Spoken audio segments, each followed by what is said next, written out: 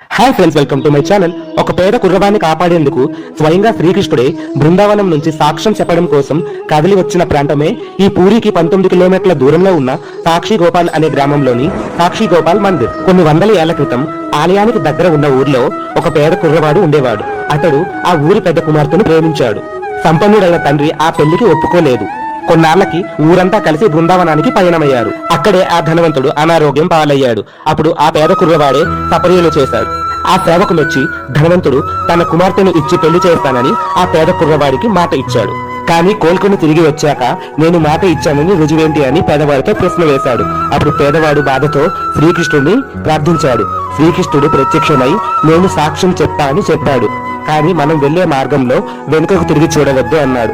సందేహంతో పేదవాడు వెనుకకు తిరిగి చూడడంతో అక్కడే శ్రీకృష్ణుడు శిలగా మారిపోయాడు. ఇదంతా చూసిన పేదవాడు ఊరంతా చెప్పి ఆలయాన్ని నిర్మించి సంపన్నుడు కుమార్తెను వివాహం చేసుకున్నాడు. Please like and subscribe my channel.